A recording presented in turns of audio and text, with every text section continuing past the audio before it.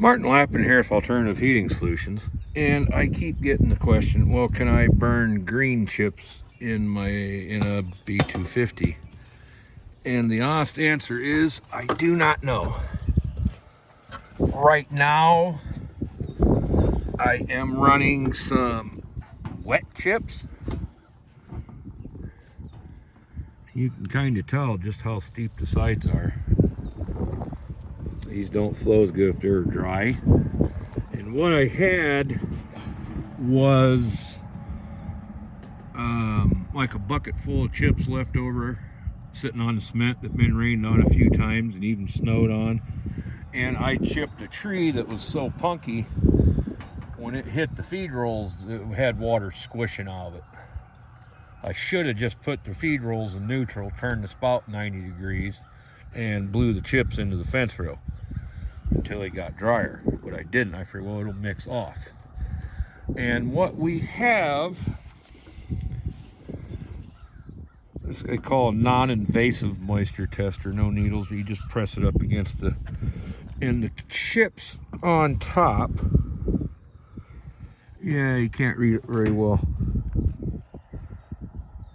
The chips on top are like 12%, which is fine.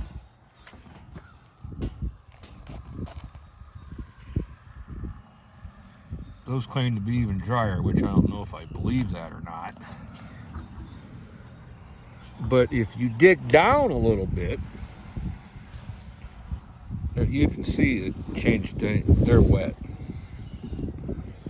We'll shove this right in there, and it buried the meter. Overload. I think it goes up to 35% on hardwood, and it buried the meter, so they're wet.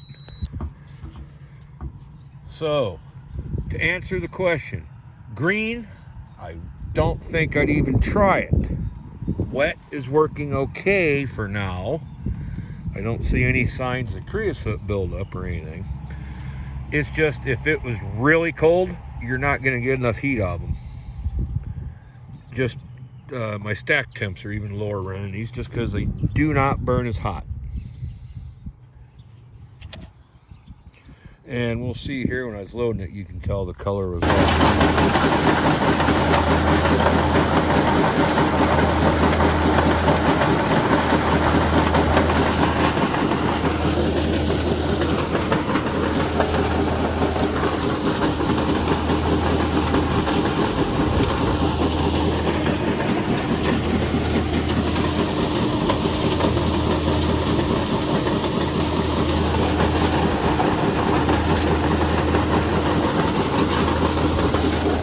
had a few pretty punky ones that they just disintegrated when they hit the chipper,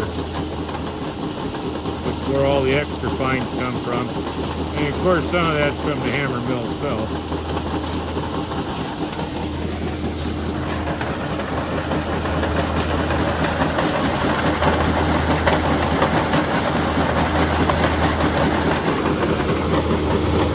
Go ahead and fire this up so you can see the ignition cycle. You can tell it takes a little longer for them to take off.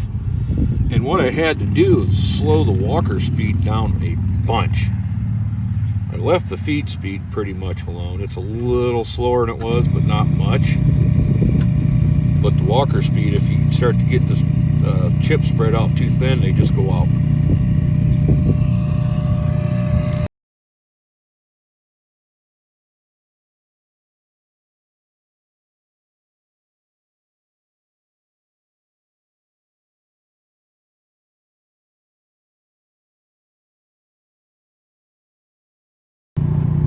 So it just finished the ignition cycle. Yeah, pump just shut off, air pump.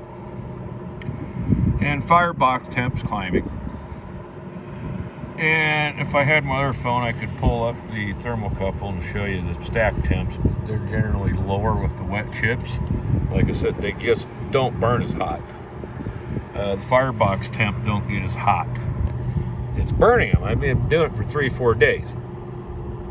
But I'm also certain there's a difference between wet chips and green chips. I'm also pretty certain these are wet enough if we were to get some sub-zero weather, they're not going to come out of there on their own. Be up there for a big poker or an axe or something, busting them up. So, green chips are probably a big no. I'm not going to try it unless I get a volunteer to come out here and shovel it out if it don't work. Wet chips, if you absolutely have to, but dry works the best. A lot less headaches, a lot easier to adjust. And the thing with you can't see it today, it's overcast, but there is a little smoke coming out of that stack. With dry chips, I can cut the air back, keep the stack temps under 375 easy, and there's still no smoke. This, I got the air turned all the way up and it still smokes a little, which if you're used to running a gas fire, smoke is lost fuel. This isn't one, but it's still same concept. If you get smoke, it's not burning 100%. This has been Martin Lappin for Alternative Heating. And if you like our channel, please subscribe. And as always, if the women don't find you handsome, at least they can find you handy.